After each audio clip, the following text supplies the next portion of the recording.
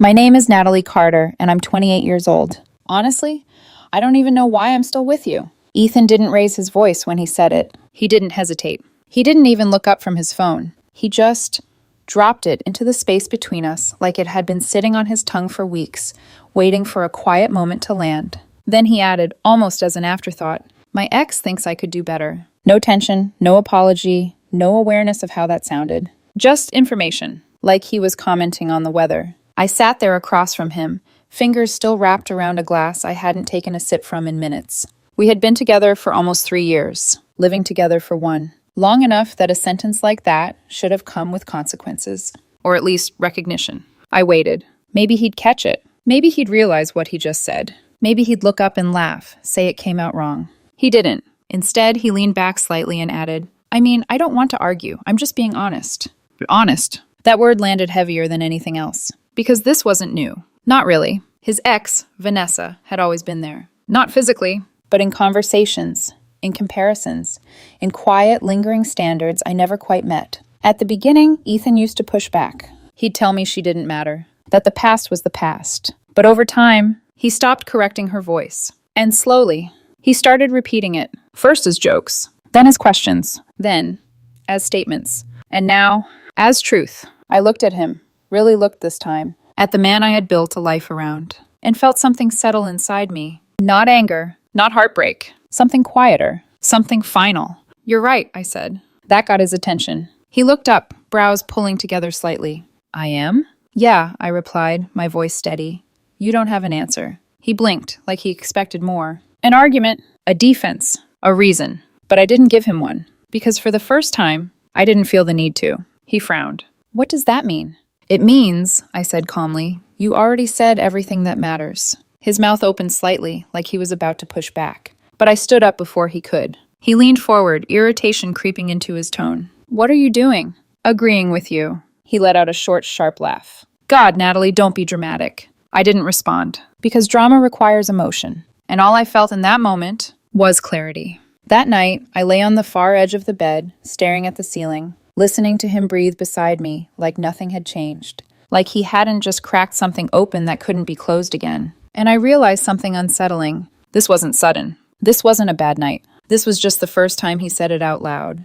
The next morning, he kissed me on the cheek before leaving for work. Distracted. Routine. "Don't forget to take out the trash," he said, grabbing his keys. Like everything was normal. Like I was still part of the same life he had just questioned. I waited until the door closed. Then I stood there in the silence. For a long moment, I didn't move. Not because I was unsure, but because I wasn't. And that felt unfamiliar. Then I walked into the bedroom and opened the closet. I pulled out my suitcase and started packing, quietly. Not because I was sneaking, but because I didn't need noise to make this real. I folded my clothes the way I always had. Neatly, methodically. Funny how routines stay intact even when everything else falls apart. His side of the closet stayed untouched, just like everything else that had never really been mine. On the dresser, I noticed the watch I bought him last year. Still there, still unworn. I didn't take it. I didn't take anything that required explanation, because I wasn't leaving in anger. I was leaving in understanding. As I zipped my bag, I walked through the apartment one last time. The framed photo from his friend's wedding. The plant I kept alive while he forgot it existed. The small, invisible ways I had made this place function. I paused in the kitchen. There was a sticky note on the fridge. "Buy groceries." His handwriting. Always practical. Always expecting continuity. I picked up a pen, and without overthinking it, I wrote, "Now you and your ex can figure out why you're single."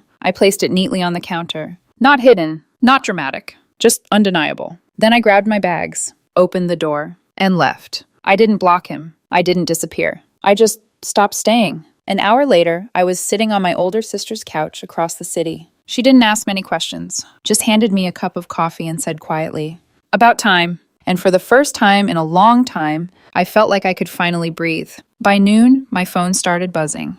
By noon, my phone had already lit up 6 times. The first 2 were calls. Missed. The next 3 were texts. "Where are you? Are you seriously doing this?" "Natalie, this is childish." Childish. That was Ethan's favorite word whenever I refused to absorb something quietly. I stared at the screen for a long moment, then set it face down on my sister's coffee table. Across from me, Ava glanced up from her laptop. "He found out?" I gave a single nod. She didn't say I should answer him. Didn't tell me to calm down. Didn't offer the usual exhausted script people hand women when a man suddenly feels the consequences of his own behavior. She just said, "Good." That one word settled deeper than I expected. Because the truth was, part of me had still been waiting for the familiar reflex to kick in. The guilt, the urge to explain, the instinct to smooth things over before anyone else got uncomfortable. But it didn't come. What came instead was silence, a calm, unfamiliar silence. At 1:43 p.m., another message appeared. "Vanessa says you're overreacting." I actually laughed. Out loud.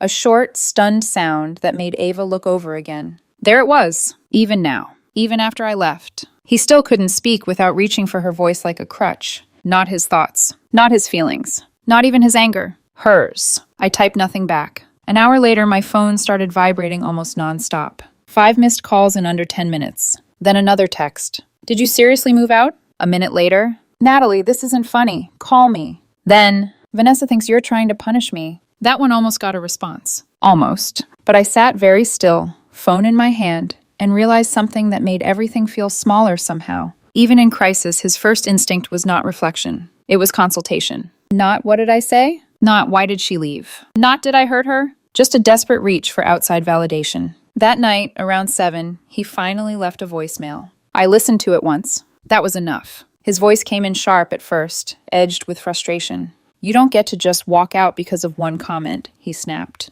"Normal couples talk through things." Then there was a pause. A shift. His tone softened, controlled now, the way it always did when anger failed to get the reaction he wanted. "I was venting," he said. "People say things. Vanessa and I were talking, and she got in my head. That's all. You're acting like I cheated on you." I closed my eyes, because there it was again. Not accountability. Explanation through another woman. And then, at the very end, the sentence that mattered most. "I didn't think you'd actually leave." I replayed that line twice. Not because I doubted what I heard, but because it explained everything. He didn't say "I'm sorry." He didn't say "I hurt you." He said he didn't think I would leave. Meaning the problem, to him, wasn't the wound. It was the consequence. I set my phone down and leaned back into the couch. For 3 years, I had been playing a role I never agreed to audition for. The patient girlfriend. The understanding one. The woman who could take a comparison, a criticism, a subtle humiliation, and still stay soft enough to be loved. And somewhere along the way, Ethan had started treating that endurance like permanence. Like I would always be there. Like I would always bend. Later that night, one of our mutual friends texted me. "Ethan's losing it. He says you blindsided him." I looked at the message, then out the window, where the city lights blurred softly against the glass. Blindsided. As if hearing your boyfriend say he didn't know why he was still with you was some minor misunderstanding. As if dignity was something you were supposed to negotiate. I typed one line. "I didn't leave because of Vanessa. I left because Ethan agreed with her." The friend never replied. That was fine. I wasn't trying to win an audience. I was just done being misrepresented inside my own story. By the next morning, the narrative had already started shifting. Not between Ethan and me. He hadn't earned that. But everywhere else. Another friend messaged to say he was telling people I stormed out over a comment taken the wrong way. Someone else said he had framed it like I was under stress. Apparently, Vanessa was concerned about how emotionally intense I'd become lately. That part didn't surprise me. Ethan had never lied well. What he did instead was curate. He shaved the edges off his behavior until all that remained was my reaction. Then he held that up like evidence. Around noon, he texted again. "Vanessa says we should talk like adults." I stared at the words until my jaw tightened. We. As if she were still standing in the center of something that was supposed to belong to us. As if my relationship had always had a third seat at the table, and I was only now rude enough to point at it. For the first time since leaving, I replied, "This isn't a group discussion." The typing bubble appeared almost instantly. Then, "You know she just worries about me." I let out a breath through my nose. Worries. That soft, polished word people use when they want control to sound like care. For years, Vanessa had worried about my career, my pace, my ambition, the apartment, the future. Whether I was the right fit for the life Ethan was supposedly building.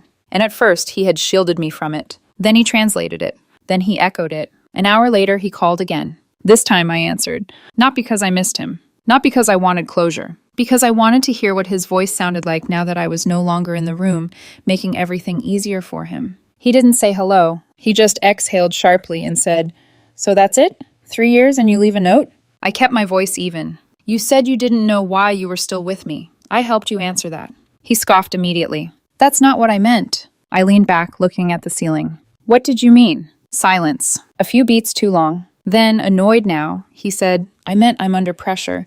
Vanessa keeps asking questions. Everyone does. You didn't even try to reassure me. I laughed once, but there was no humor in it. There it was again. Reassure me. Convince me. Prove yourself. As if love were an interview process I was supposed to keep passing every quarter. I'm tired of auditioning, I said. He went quiet. Then, colder. So now I'm the villain? No, I replied. You're just not my responsibility anymore. The silence on the line changed after that. It lost its edge, turned into something more uncertain, something less familiar. When he spoke again, his voice had dropped. You're really serious. It wasn't a question. That was the first moment I heard it. Not anger, not superiority, fear. And it moved through me like cold water. Because I realized then that Ethan had never truly imagined me outside the role I played for him. The stabilizer, the forgiver, the woman who absorbed the emotional debris after Vanessa got in his head and he passed the damage on to me. Without that version of me in front of him, he sounded unsteady. Younger somehow. Smaller. I've been serious for longer than you think, I said quietly. He hung up a second later. Not because he won, because he had nothing left. The silence after the call felt different. Cleaner. Ava looked up from the kitchen, where she was rinsing out a mug. You okay? I thought about it. About the apartment. The packed suitcase. The note on the counter. The voice on the phone that finally sounded as fragile as he had made me feel for months. And I nodded. Yeah, I said, I think I finally am.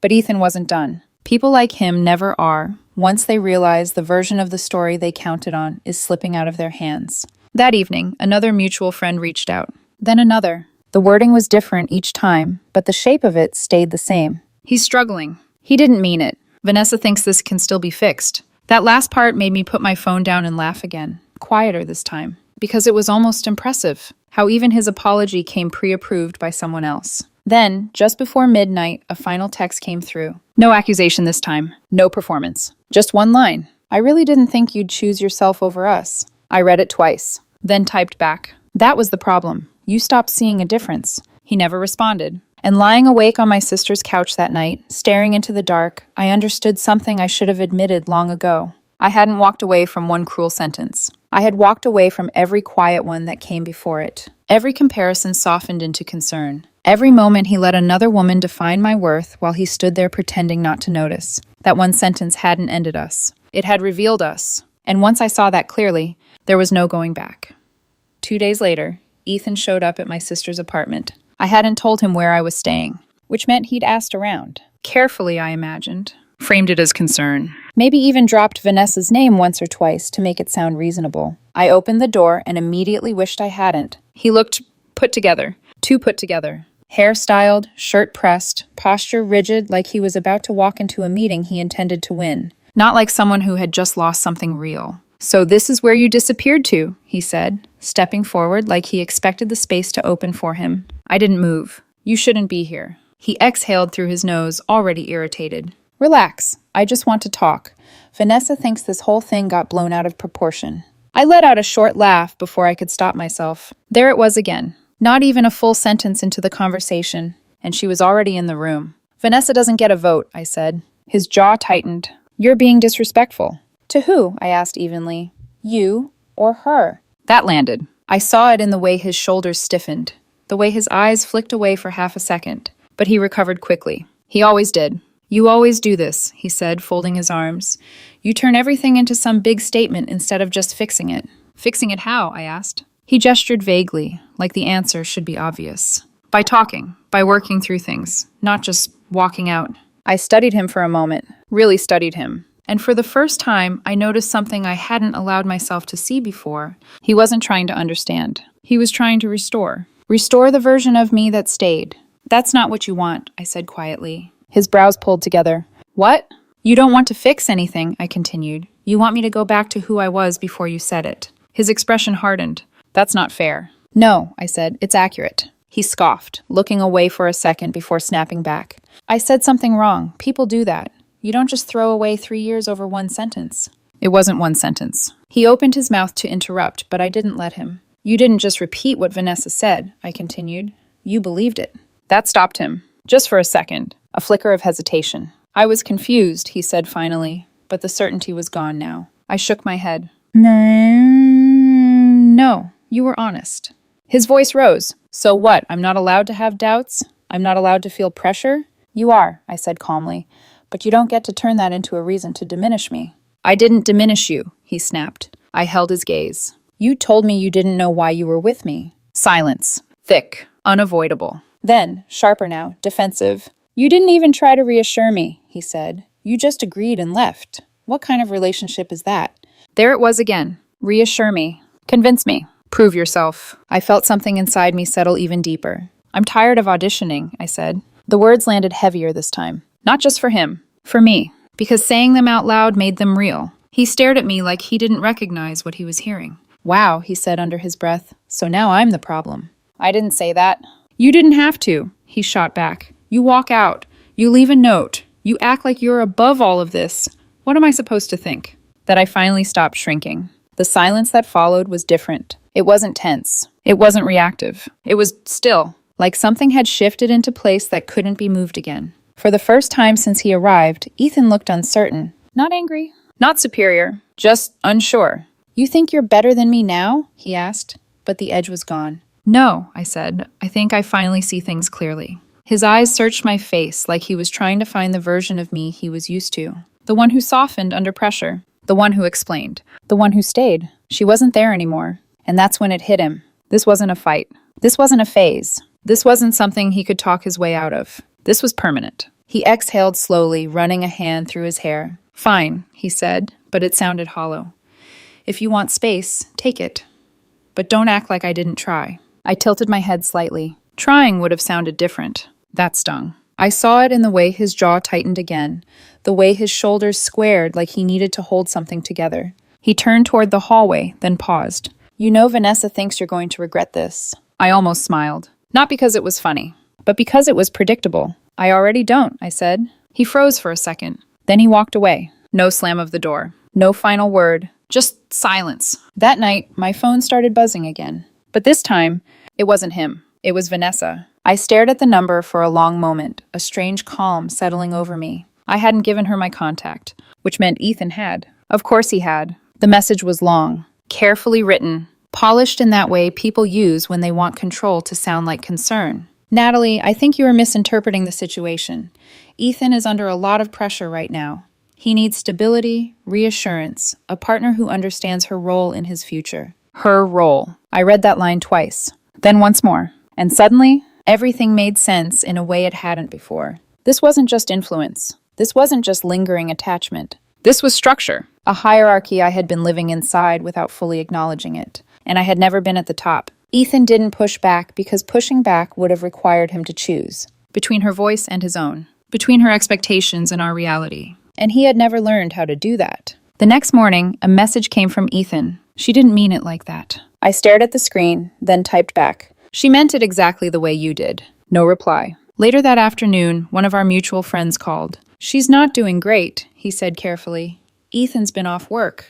Keeps saying he doesn't recognize you anymore. I looked out the window, watching people move through the street below. I don't recognize myself either, I said quietly. Because I didn't. I recognized someone calmer, straighter. Someone who wasn't bracing for the next comparison, the next subtle critique, the next moment she'd have to prove she was enough. And apparently, that version of me scared him more than losing me ever had. The silence from Ethan lasted a few days after that. No calls. No texts. But I knew better than to think it was over. People like him don't stop reaching. They just change direction. And right on schedule, the messages started coming again. Not from him. From everyone else. Friends checking in. Casual questions. Carefully phrased suggestions. Maybe you should hear him out. He didn't mean it like that. Vanessa thinks this is fixable. That last one almost made me laugh again. Because somehow, even now, even after everything, he still wasn't speaking for himself. And that told me everything I needed to know. Ethan didn't reach out for 3 days after that. No calls. No texts. No indirect messages through friends. Just silence. The kind that isn't peaceful, but hollow. Like something had finally collapsed under its own weight. Then, late on the 4th night, my phone rang. His name. I let it ring twice before answering. Not because I was hesitating, but because I already knew. This would be different. Hey! His voice was quieter. No sharp edges. No rehearsed control. Just tired. I won't keep you long, he added quickly, like he was asking for permission he wasn't used to needing. I leaned back against the couch, eyes on the ceiling. Okay. There was a pause. Longer than usual. I don't really know what I'm supposed to do now, he said. No anger, no blame, just confusion. And for the first time, it sounded real. I didn't answer, not right away, because for years I had filled that space for him, translated his feelings, stabilized his uncertainty, made things make sense before he had to sit with them. This time, I let him sit. I've been getting questions, he continued, from friends, from her. He didn't say Vanessa's name this time. That alone told me something had shifted. They keep asking why you left, he said, and I don't know what to say. I closed my eyes briefly. That's because you never had your own answer, I said calmly. He exhaled shakily. That's not fair. It's accurate. Silence again, but not defensive this time. Just absorbing. For 3 years, he said slowly, you were the stable one. You handled things. You stayed calm. You didn't make me choose sides. There it was. Not a girlfriend. Not a partner. A buffer. A place where pressure went to disappear. You weren't supposed to leave, he added, quieter now. You were supposed to balance things. I almost smiled. Not because it was funny, but because it was finally honest. I'm not something you balance your life with, I said. I'm someone you choose. He didn't argue, didn't deflect. And that silence said more than anything else. I think I messed that up, he admitted. The words came out slow, unpracticed, like he wasn't used to saying things without someone else shaping them first. Yes, I said. No softness, no cushioning, just truth. Another pause. Then, is there any chance, he started, then stopped, like even asking felt unfamiliar, that we could try again? I could set boundaries, with her, with everything. I didn't realize how much I was letting it affect us. I sat up slightly, resting my elbows on my knees, and for a moment, I almost felt it. That pull, that old instinct to meet him halfway, to reward the realization, to believe that understanding meant change. But then I remembered something simple. He wasn't offering this because he chose me. He was offering it because he lost me. You're saying that now, I said gently, because I'm gone. His breath caught. That's not... It is, I interrupted, still calm. If you had chosen me when I was standing right in front of you, we wouldn't be here. That landed. Harder than anything else I'd said. I could hear it in the way his breathing changed. Unsteady now. You don't think I can fix it? He asked, voice lower. I shook my head, even though he couldn't see me. It's not about fixing, I said. It's about who you were when it mattered. And that was the moment he broke. Not loudly, not dramatically, but completely. I didn't mean to make you feel small, he said, his voice cracking. I didn't know how to stand up to her. Every time she questioned something, it got in my head. And then I started questioning you too. I closed my eyes. Because that was the truth. Not cruel, not calculated, just weak. And weakness, left unchecked, does damage just as real. And that's why I can't come back, I said softly. Because I can't spend my life proving myself to someone who won't stand next to me. He didn't argue. Didn't try to convince me. For the first time since I'd known him, he accepted something without asking someone else what it meant. We sat in silence for a few seconds. Then he said quietly, I think I lost you because I didn't protect us. I let out a slow breath. You lost me because you didn't choose us. There was nothing left to say after that. We ended the call without promises, without anger, just finality. After that, things shifted. Ethan stopped reaching out. No late-night calls. No messages. No indirect attempts through friends. Instead, I started hearing about him the way he used to hear about me. Secondhand. He's not doing great. He took time off work. He keeps saying he didn't think it would end like this. That last one stayed with me, because it meant he still hadn't fully understood. Not yet. Maybe not ever. About a week later, I ran into him. Coffee shop near our old apartment. I almost turned around. But he'd already seen me. He stood up too quickly when I approached, like his body hadn't caught up with reality yet. Natalie, he said. My name sounded different coming from him now. Less certain. Can we talk just a minute? I hesitated, then nodded. We sat across from each other. Same distance as before. Different people. He wrapped his hands around his cup like he needed something to hold on to. My ex keeps asking why I didn't fight harder, he said quietly. Why I let you leave. I raised an eyebrow slightly. And what do you tell her? He looked down. I don't know. That honesty caught me off guard. I keep replaying that night, he continued. I didn't think you'd hear it as final. I didn't hear it, I said. I accepted it. He winced. You always took things seriously, he murmured. I thought you'd just adapt, like you always did. There it was. The expectation. The quiet assumption that I would bend. I adapted for years, I said. This time I chose myself. He nodded slowly. Tears sat in his eyes but didn't fall. I think she liked the version of me that stayed unsure, he said. And I think I liked it too. It was easier. I stood up, and I didn't. He looked up at me, searching. Do you ever miss me? I paused, then answered honestly. I miss who I thought we were, I said, not what we became. He didn't follow me when I left. And that's how I knew. This was really over.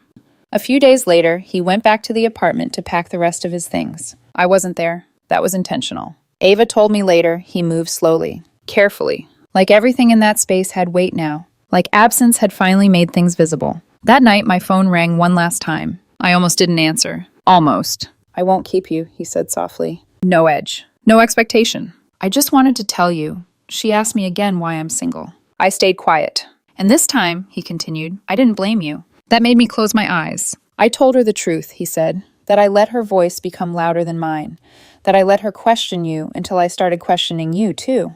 That was the closest he'd ever come to understanding. I don't expect anything from you, he added quickly. I know that door is closed. I just wanted you to know. I exhaled slowly. I hope you hold on to that, I said, because understanding it now doesn't undo anything, but it might stop you from repeating it. He was quiet for a moment. Then, you really meant it, didn't you? When I agreed with you? Yes. I nodded, even though he couldn't see it. I meant that you didn't have an answer, I said, and I refused to keep being one. His voice dropped to a whisper. I lost you because I didn't choose us. Yes, I said gently. No correction this time. Just truth. We said goodbye without bitterness, without promises. Just closure. When the call ended, I sat there in the quiet. And for the first time in years, there was nothing left to fix, nothing left to prove, nothing left to explain. Because when he said, I don't know why I'm still with you, he wasn't asking me. He was answering himself. And when I said, you're right, I wasn't giving up. I was finally choosing myself.